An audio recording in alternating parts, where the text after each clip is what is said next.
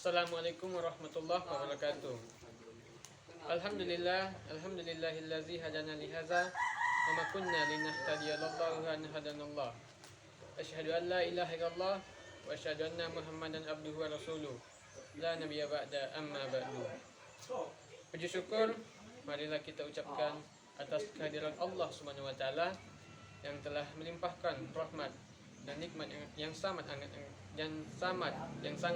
besar, yakni kitab Al-Quran dan agama yang benar yang kita peluk saat ini. Selawat berserta salam tidak lupa pula kita hadiahkan untuk Nabi besar kita, yakni Nabi Muhammad SAW, yang telah memberikan perubahan bagi peradaban ini dari keburukan menjadi kebaikan yang seperti kita rasakan pada saat sekarang ini. Baiklah, perkenalkan nama saya Muhammad Darren Wilipano. Biasa dipanggil Darren, saya berasal dari Prodi Cafe, berkenaan dengan tugas pada mata kuliah pendidikan agama, yakni membuat sebuah video yang berisikan ceramah. Baiklah, untuk tidak memperpanjang mukadimah, lanjut kepada sesi ceramahnya. Teman-teman sekalian, termasuk nikmat yang sangat amat besar bagi kita yang diberikan oleh Allah Subhanahu wa taala, yakni diturunkannya kitab suci Al-Quran dan agama yang benar. Allah menurunkan Al-Quran dengan beberapa ciri khas dan isi, yakni berupa firman Allah yang benar adanya dan kenyataannya dan pasti itu. Al-Quranul Karim dibawa oleh Malaikat Jibril dan diturunkan kepada Nabi Muhammad SAW dan disampaikannya kepada kita untuk sebagai penjelas dan meluruskan, tentunya bagi hamba-hambanya yang berpikir. Sebagaimana dalam firman Allah dalam Quran surat Shad ayat 29 yang berbunyi, A'udzubillahi minasyaitonirrajim, Bismillahirrahmanirrahim. Kitabun anzalnahu ilaika mubarakatu liyadabbaru ayatihi wa liyatazakkaru ulul albab, yang artinya, kitab Al-Quran yang kami turunkan kepadamu penuh berkah agar mereka menghayati ayat-ayatnya dan agar orang-orang yang berakal mendapatkan pelajaran darinya. Melalui ayat tersebut, Allah sebenarnya telah menjelaskan bahwa betapa mulianya Al-Quran dan ia diturunkan kepada kita, terutama penduduk bumi dan terutama umat muslim di dunia ini.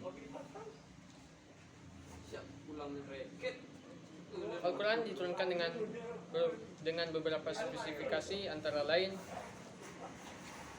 adalah kemuliaan yang sangat tinggi sebagai penjelas, sebagai pembeda dan penuh berkah, mengandung nasihat, bisa sebagai obat bagi hati, bisa juga sebagai petunjuk, dan yang paling akhir ialah pembenar dari kitab-kitab sebelumnya. Maksudnya apa? Pembenaran dari kitab-kitab sebelumnya adalah sejenis, ibarat kata sejenis finishing, dan inilah pedoman kita akhir, tidak ada lagi bantahan. Allah juga berfirman dalam Quran surat Al-Isra ayat 85 yang artinya, sesungguhnya jika manusia dan jin berkumpul untuk membuat hal yang serupa dengan Al-Quran ini, niscaya mereka tak akan dapat membuatnya dengan serupa dengan dia, sekalipun mereka menjadi pembantu bagi sebagian orang yang lain. Maksudnya apa? Allah telah menjelaskan dan berjanji tidak ada seorang pun makhluk di bumi ini yang dapat membuat hal yang serupa dengan Al-Quran. Meskipun barangkali orang itu memiliki kemampuan sastra yang tinggi atau cerita khayalan yang tinggi, tidak akan mampu, apapun caranya, tidak akan mampu membuat hal yang serupa dengan Al-Quran ini. Maka dari itu, sudah cukuplah bagi kita untuk menggali kebenarannya, mengungkap kenyataannya, dan membuktikan seberapa mulianya dan seberapa benarnya Al-Quran ini. Sudah cukup bagi kita. Bagaimana tidak, ia merupakan kumpulan firman Allah yang pasti kebenarannya, dan tentunya pendapat ini barangkali akan bersinggungan dengan kepercayaan orang di luar sana. Maka dari itu, perkuatlah dan teguhkanlah iman dan hati kita agar kita senantiasa berada dalam lindungan Allah Subhanahu wa taala.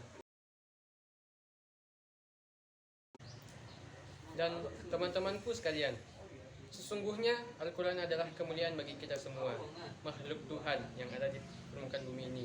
Terlebih lagi bagi kita, umat muslim. Al-Quran menawarkan dua hal jika kita mengamalkannya serta membacanya, yakni bisa menuntun kita kepada kebahagiaan dunia dan akhirat.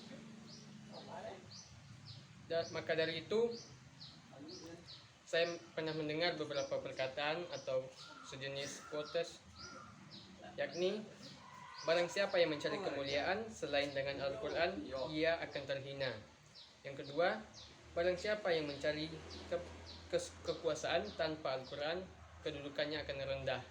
Dan yang terakhir, barang siapa yang mencari kebahagiaan tanpa dengan Al-Quran, ia pasti akan celaka. Sesungguhnya Al-Quran adalah kumpulan kebenaran, sebagaimana dalam firman Allah Subhanahu wa taala dan Quran surat Al-Maidah ayat 84. Yang artinya,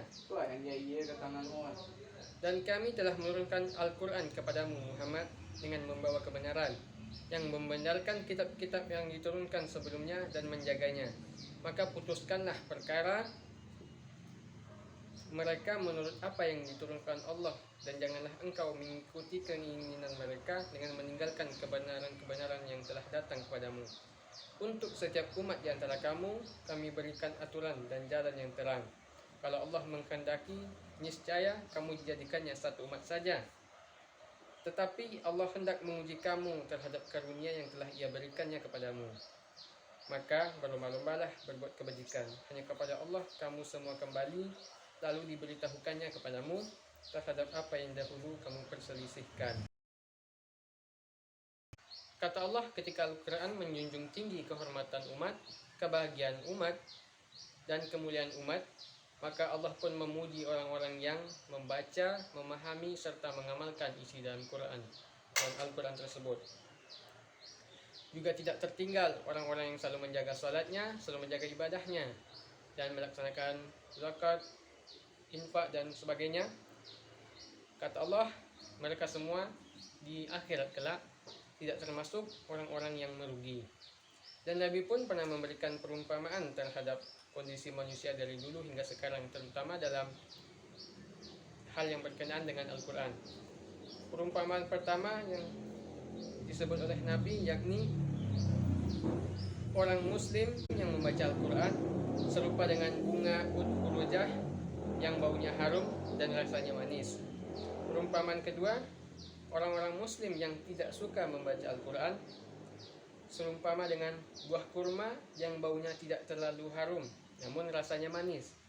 Dan yang terakhir, orang-orang munafik yang tidak membaca Al-Quran orang-orang munafik yang membaca Al-Quran serupa dengan buah hanzaat yang tidak berbau dan rasanya pahit. Maka dari itu, jika sudah begini keadaannya dan buktinya sudah banyak sekali, maka tidak ada lagi bantahan untuk tidak memperdomani, mengamalkan, serta membaca Al-Quran. Dan untuk menutup, barangkali saya mohon maaf jika ada salah dan janggal. Saya tutup dengan wabillahi taufiq wal hidayah. Wassalamualaikum warahmatullahi wabarakatuh.